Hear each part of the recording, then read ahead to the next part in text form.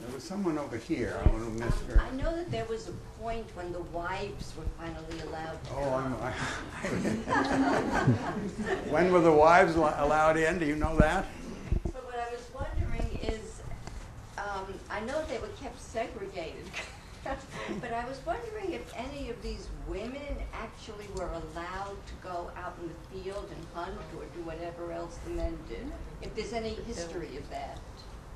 Yes, the Southside was always a family club, and so members could bring their wives, and they weren't segregated because a member with his wife would dine with them. Just the bachelor members would be in this room after 1887. But wives were always here. They were not allowed during the duck shooting season, just because ducks were always hard to come by. And so there were no guests at that time. But the rest of the time, members would always bring their wives. But did they hunt? Did they hunt the women? Did they ever go out? Say no. We didn't hunt any women, but No. Were they hunting the ducks? Were the women allowed to take part? not ducks. But for the pheasant shoots, women could tie a stand and shoot just like everyone else. Yes, ma'am. But the wives were not allowed to stay upstairs in the rooms, though, were they? Sure.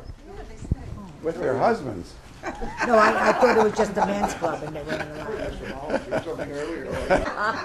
But even to the last days of the Southside and its successor, the Connecticut, there was just a men's bath and a ladies' bath on the second floor. So no one had their own bathrooms. And in the new annex, you had what we always called it the Gold Coast.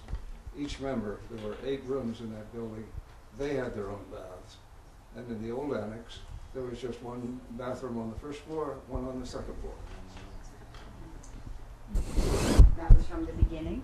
No. As far Mhm. No. That was not from the beginning. No, no.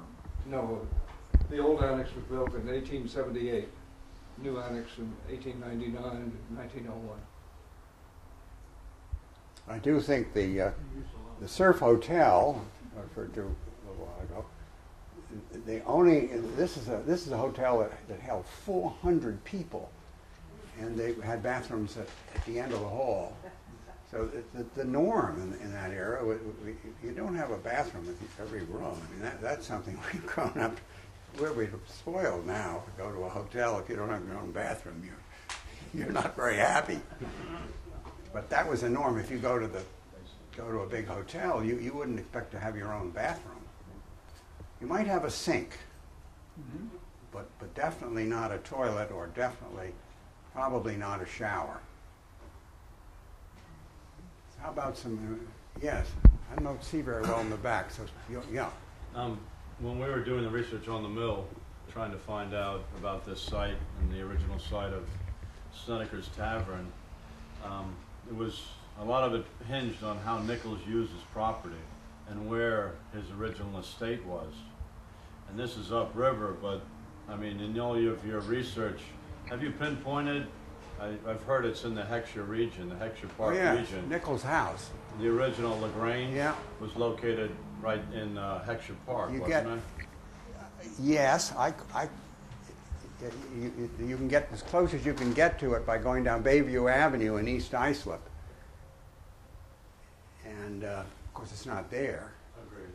But it was between there and Heckscher, which is Taylor's property.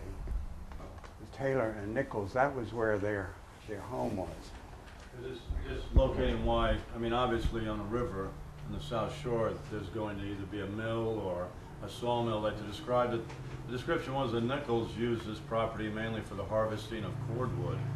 And that's why it was settled so late. Is that correct? I don't know the answer. You don't know? The Cordwood Road was established probably in 1845. Cordwood was shipped to New York as charcoal on the Main Line Railroad through Central Islip. That was the era while all the trees were cut down. You know, Long Island was much more heavily forested until the 19th century, And the trees were taken down for charcoal and railroad ties, cordwood. And by 1900, you know, it was much more barren than it was in 1800. Because the description was that most likely there was a sawmill first. The grist mill followed in this area just because of how the land was used.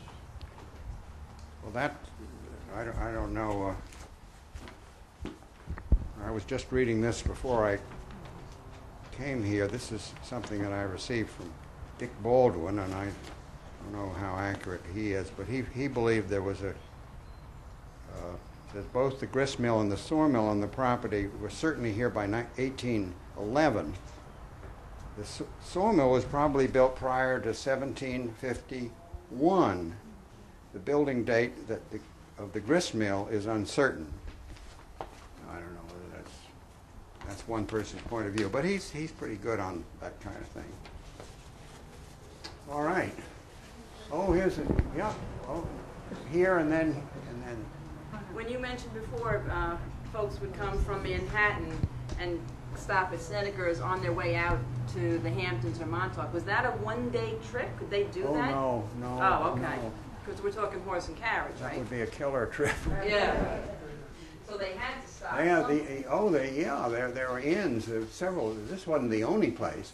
There was, but you had to, because of the geography of this river and the road. And this was the only, you know, the South Country Road was the only road. It was a North Country Road, but that didn't do you any good if you wanted to get out here. You had to go through here, but there were other coaching stations. It was quite a common thing. Yes. When did the club dissolve? Well, somebody else have to answer that. Can you give that answer? Yes. The Southside Sportsmen Club of Long Island was sold to the state of New York in 1963 with a leaseback period of 10 years until 1973. And we opened as a public facility August 20th, 1973.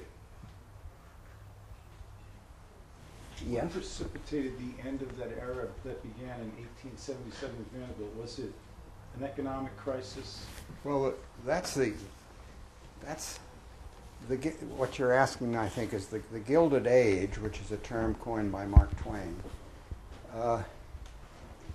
It went very strong until World War I. That was I think, the first time World War I, but it didn't disappear altogether to World War II. And I think I grew up here in the 30s, and I can remember this down property along the bay with very few houses on some of the roads. Houses around the villages had houses around them. The people who came from Brooklyn or New York to live here in country homes tended to be down these roads, but there were very few of them. But it was really the final was World War II, because it was no longer possible to get labor to do anything because of the war and the draft and all that. And people were off. And then after the war, everything was different, and it became very quickly a community where your home was your primary residence. This was your primary residence.